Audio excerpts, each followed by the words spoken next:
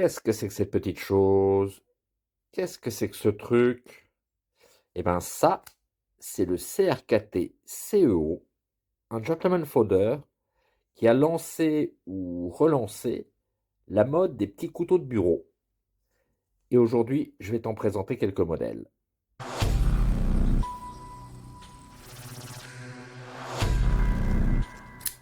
Bonjour à tous, vous êtes sur Lame de Pique, la chaîne des collectionneurs de couteaux.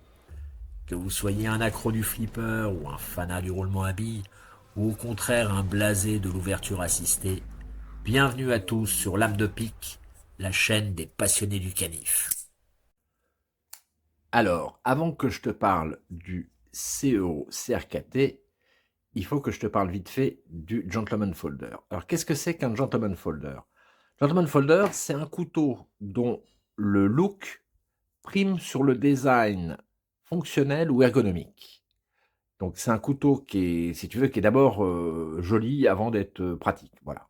Alors tu peux combiner les 2, hein, ça c'est un bon, gentleman folder. Alors par exemple, c'est le artisan de cutlery Sirius. Ça, c'est l'archétype du gentleman folder. Couteau, tout en longueur, assez fin, plutôt sobre, et quand je dis qu'il prime l'esthétique sur le fonctionnel, tu vois ici, il y a un Thompson, mais que d'un seul côté. Tu peux le dévisser et le changer de face, hein, mais c'est plus joli comme ça. Voilà, donc tu vois? Pareil l'accès au liner, bon, mais c'est un couteau qui est vraiment magnifique. Ça, c'est un gentleman folder très élégant, hein. C'est ce type de couteau, comme par exemple aussi le CVV Savant. Regarde-moi ça. Toujours pareil, tout en longueur, assez fin, et tu vois qu'il y a vraiment du style. Moi, je vois ça, je pense, Lino Ventura, Jean Gabin, Bébel dans À bout de souffle, tu vois? Ça a de la gueule, quoi. Bon, et tu qu'un seul moyen de déploiement. Bon, non, c'est un beau couteau, un couteau élégant, voilà, c'est un couteau de gentleman. C'est à contrario, un couteau qui n'est pas un couteau de gentleman, ce serait le Rat numéro 2. Tu vois, avec son encoche ici, ça c'est ergonomique. Là, tu as du jimping, bon, voilà, ça c'est quelque chose qui est un couteau de bricolage, qui est un couteau pour l'outdoors, c'est pas un gentleman folder. C'est joli, hein, mais c'est pas un gentleman folder. De même, par exemple, le CRKT Lani, tu vois? Avec son look un peu tactique, ça c'est un couteau élégant quand même, hein, il est beau, mais j'appellerais pas ça un gentleman folder. Non, un gentleman folder, c'est plutôt ça. Oh là, qu'est-ce que c'est que ça? Qu'est-ce que c'est que ce CRM? Oh, il est beau. Ouais, ça, je t'en parle la semaine prochaine, hein, petit spoiler. Par ailleurs, on dit souvent que c'est des couteaux, sobres, tu vois? Comme le Kaiser Feist, là, il y a pas d'artifice, c'est vraiment, le couteau dans toute sa simplicité, très élégant, mais tu peux très bien avoir, un petit peu de couleur et de variété. C'est comme les cravates. Tu as des gens qui ont des cravates à rayures, puis tu as des gens qui ont des cravates avec des Mickey. Donc tu peux avoir ça. Là, le Kaiser original avec, design, sarrapé, bah, ça, c'est un couteau de gentleman. Regarde, fin, hein, droit, élégant, tout à fait un couteau de gentleman.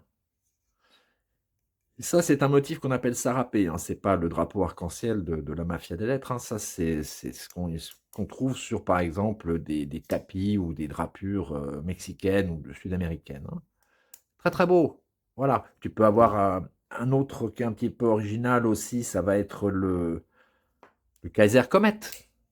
Kaiser Comet, ça, c'est un couteau de dandy. Alors, je dirais que ça, c'est un peu poussé à l'extrême. Ça, c'est, le mec qui a un petit gilet avec, la montre à gousset, quoi. Mais ça, c'est un gentleman folder aussi, hein. Plutôt très élégant. Voilà. Alors, oui, c'est vrai, tu me diras, il y a une petite encoche et tout, mais bon, ça, c'est, je te dis, c'est parce que là, on est carrément dans le steampunk. Mais voilà, gentleman folder, c'est quand même, riche, hein. C'est pas uniquement des couteaux sobres et tristes. Et dis bonjour à Harry, et abonne-toi.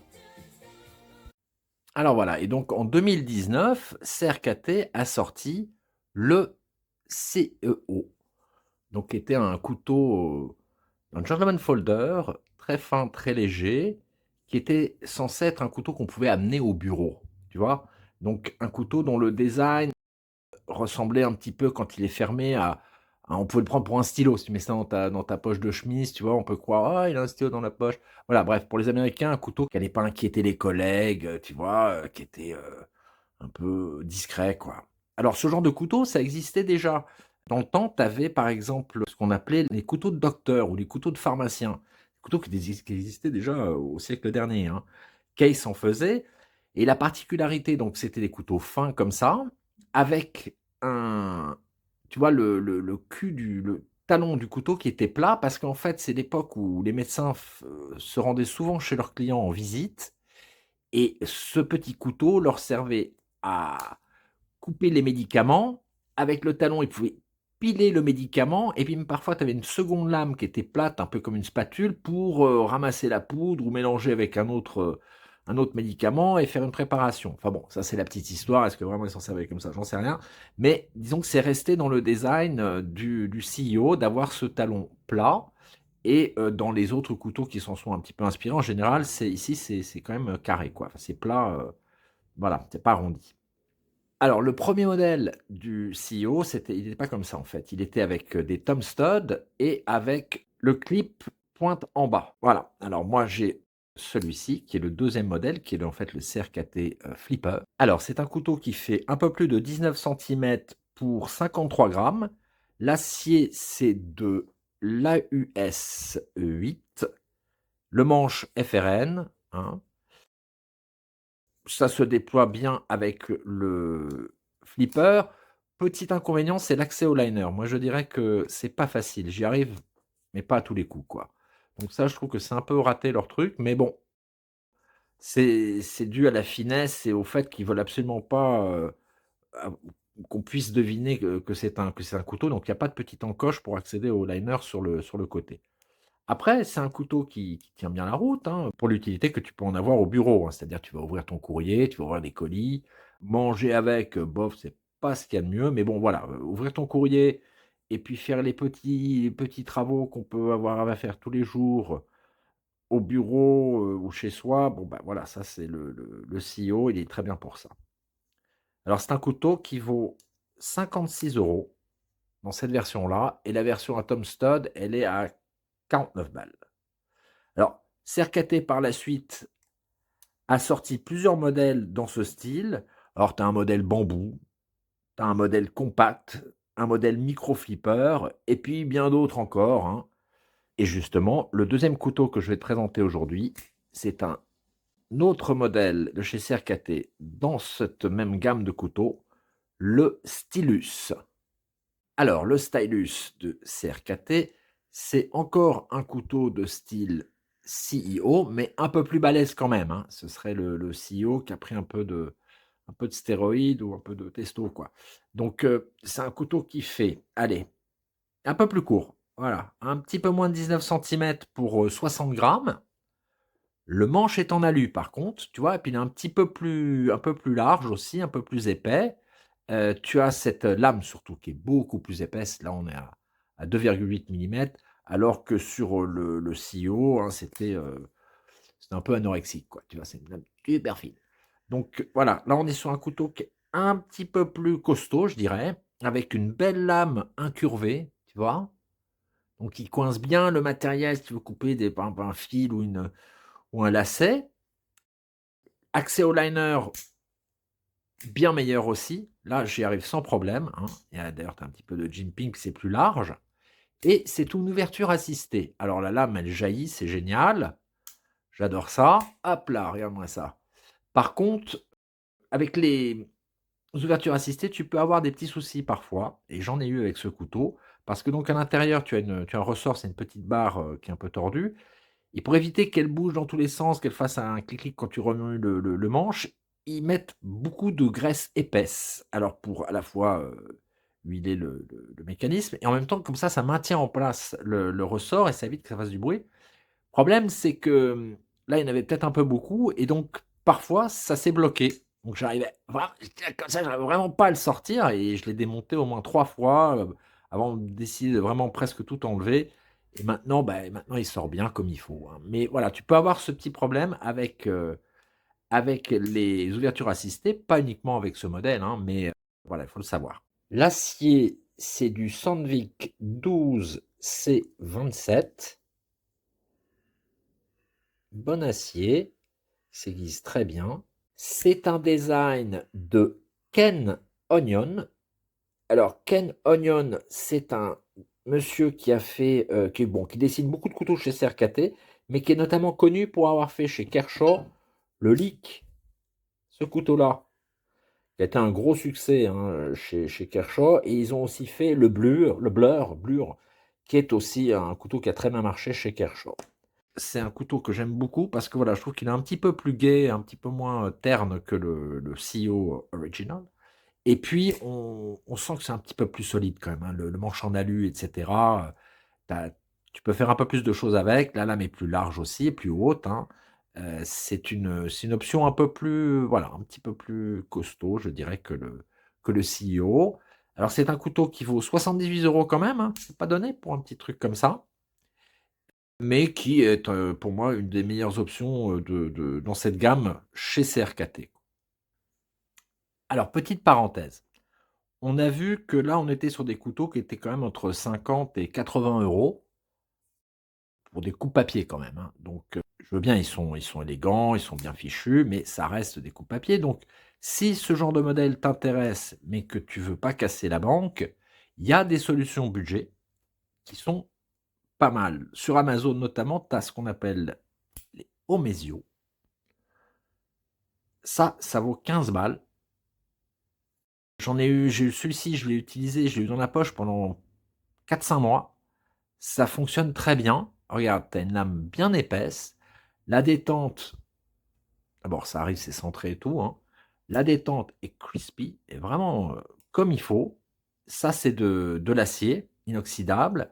L'acier de la lame, c'est du 3CR13. Alors oui, c'est un acier bas de gamme, mais c'est un acier de coutellerie inoxydable qui, franchement, pour ouvrir des lettres et ouvrir des colis est tout à fait suffisant. Ça coupe comme une lame de rasoir. Il n'y a pas de jeu ni rien du tout.